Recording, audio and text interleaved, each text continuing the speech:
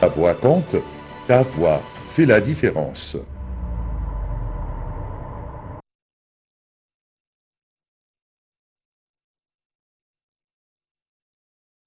Et à présent, mesdames, messieurs, on va passer à Ménia encore une fois avec notre envoyé spécial Hani Farag. Alors bonjour Hani. Hani. Bonjour, Rihan, bonjour tout le monde. Oui, oui, Hani, je vous entends bien. D'accord. Alors Hani, est-ce que vous pouvez nous parler de la situation actuelle à Ménia quant à la participation, le taux de participation? Est-ce que ça a changé depuis ce matin? Oui. En fait, pour le deuxième et dernier jour consécutif, le processus électoral, le processus des élections législatives poursuit toujours son lancement ici dans le gouvernorat de Ménia. Mais justement, je dois vous rappeler qu'il y avait en fait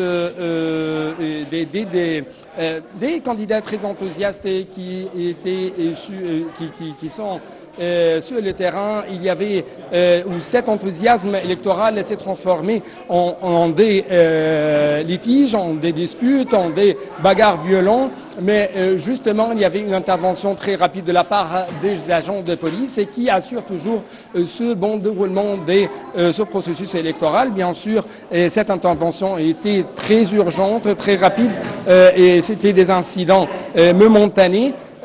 Qui n'ont pas, en fait, si je peux dire, qui n'ont pas impacté le bon déroulement de ce processus électoral, mais justement, ça, bien sûr, révèle bien comment elle est jusqu'à maintenant la température des élections législatives ici, dont le gouvernorat de Ménia notamment, que le tribalisme et les liens familiaux en Haute-Égypte, notamment dans les villages de Ménia, jouent un rôle majeur et décisif, en particulier lors de ces élections législatives.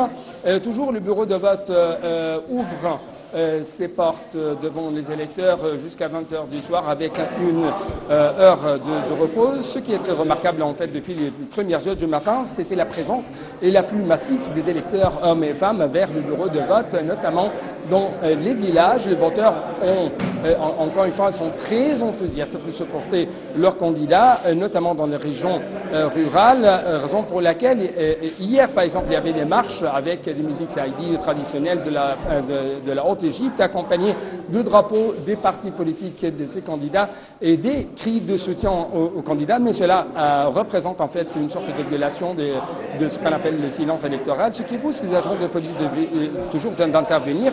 Les agents de police essaient toujours d'organiser l'afflux des villageois pour qu'ils assurent à eux un bon et un facile déroulement de ce processus électoral. Ils essayent toujours d'intervenir à tout moment, comme je viens de vous annoncer, pour lever tout obstacle, pour éliminer tout litige entre les électeurs, entre les partisans, et qui sont vraiment, encore une fois, très enthousiastes. Mais ce qui a été remarqué, c'était une ouverture en retard des comités électoraux dans les villages, l'antenne d'Arménie, notamment dans la première circonscription où un juge a eu un accident, en fait, ce qui a fait un retard dans l'ouverture des comités. Alors qu'on trouve le niveau d'enseignement pour les villageois n'est pas d'un haut niveau. On a remarqué, si je peux dire, des hommes et des femmes volontaires qui essaient toujours de les aider à comment voter et comment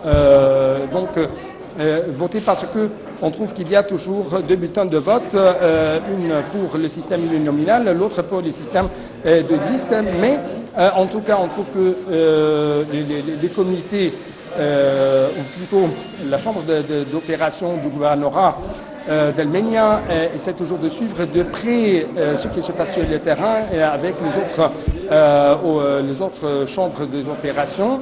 Il y a toujours des préparatifs très importants pris sur le terrain, mais encore une fois, les mesures de sécurité sont bien établies sur le terrain pour garantir un bon processus électoral calme et pacifique malgré ces incidents violents, mais c'était tout à fait très momentané. Des équipes médicales, des ambulances sont toujours ici pour assurer la sécurité des électeurs. Et il y a toujours une mobilisation de la part des candidats pour fournir des moyens de transport à leurs voteurs, à leurs électeurs. secteur, surtout que la géographie de Ménia, qui se trouve en Haute-Égypte, possède des zones montagneuses. Toujours, on trouve, encore une fois, une chose très importante, sont les liens familiaux, le tribalisme qui pousse les gens à être présents dans les bureaux de vote. Et aussi, on trouve que les gens attendent toujours de leur prochain candidat une sorte de comment les servir au niveau social, au niveau économique, et comment les représenter quand même au sein de ce prochain Parlement de l'Égypte. Merci infiniment, Hani Farag. Je rappelle, vous êtes notre envoyé spécial à Ménia. Et de Ménia, on passe à Bahira avec notre envoyé Cherif Boussela, qui est en compagnie de M. Kanou Davi, un des observateurs internationaux. Il existe dans le bureau de vote où il existe. Alors, bonjour, Cherif. Alors, tout de suite, nous allons voir ensemble Cherif Boussela avec M. Kanou Davi.